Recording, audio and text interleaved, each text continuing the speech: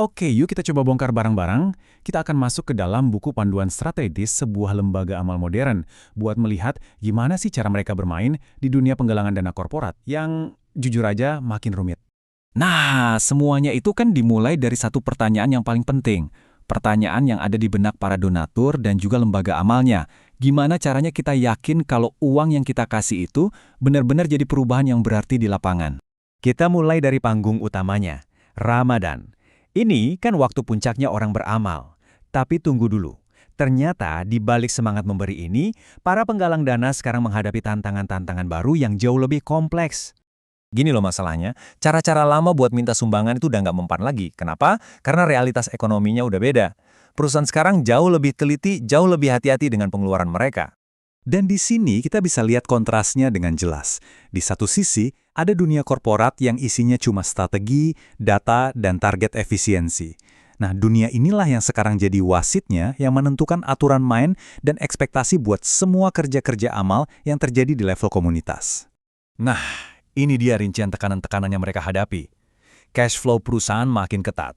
Terus, yang namanya ESG, program lingkungan dan sosial, itu sekarang udah jadi standar, bukan pilihan lagi. Perusahaan maunya program yang dampaknya tuh langsung terasa, nggak pakai lama. Jadi, kuncinya apa? Kredibilitas. Kepercayaan itu sekarang harus dibangun lewat audit, tata kelola yang transparan, dan dokumentasi yang super rapi. Terus gimana dong solusinya? Nah, ini bagian pertamanya. Lembaga amal yang pinter itu nggak jalan sendirian. Mereka nyambungin misi mereka sama apa yang jadi prioritas utama negara.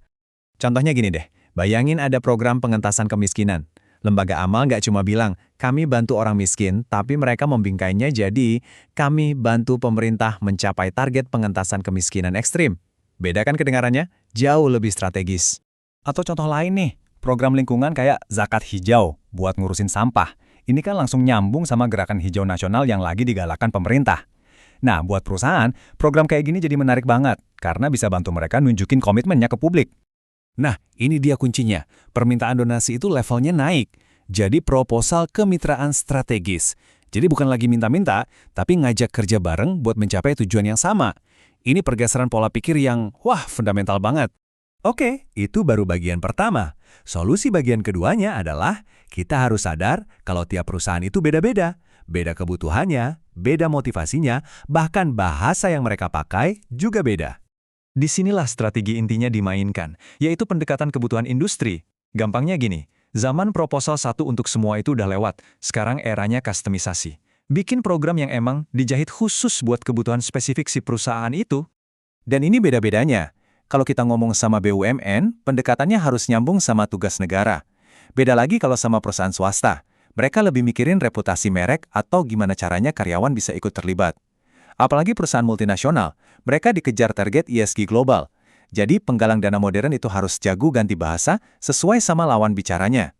Oke, kebayangkan rumitnya? Nah sekarang coba bayangin lagi. Semua strategi super kompleks tadi harus dieksekusi dalam waktu yang super sempit dan tekanannya tinggi banget, yaitu selama bulan Ramadan. Ini nih, kayak balapan sama waktu. 2 minggu pertama itu golden time. Waktunya closing deal dan tanda tangan MOU. Masuk minggu ketiga, pas orang-orang udah mulai banyak WFA, fokusnya geser ke laporan digital yang real time. Pas lebaran pun nggak bisa santai, harus tetap jaga hubungan baik. Baru deh setelah itu, kasih rapornya. Laporan dampak yang komprehensif. Intens banget permainannya. Dan akhirnya, kita sampai di pertanyaan pamungkas dari semua perusahaan.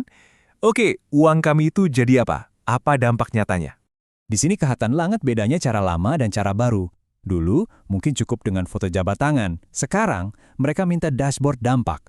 Dulu cukup kwitansi. Sekarang mereka nanya laporan Social Return on Investment atau SROI. Cerita-cerita doang udah nggak laku. Harus ada narasi yang didukung sama data. SRO itu apa sih? Gampangnya, ini tuh cara ngukur keuntungan. Tapi bukan cuma dalam bentuk uang. Keuntungan sosial, keuntungan buat lingkungan, itu semua dihitung. Jadi ini alat canggih untuk membuktikan dampak secara konkret dan terukur. Jadi, semua ini pada akhirnya bukan cuma soal teknik atau punya alat yang canggih. Yang paling penting adalah perubahan mindset, perubahan pola pikir yang fundamental banget buat para penggalang dana itu sendiri. Dan pola pikir baru itu terangkum sempurna di sini. Kami tidak hanya memindahkan dana, Kami hadir di lokasi, mengawal program, dan memastikan dampak. Keren kan? Mereka bukan lagi sekedar penyalur dana, tapi operator yang memastikan perubahan itu benar-benar terjadi di lapangan. Nah, sebagai penutup, ada satu pertanyaan buat kita renungkan bareng-bareng.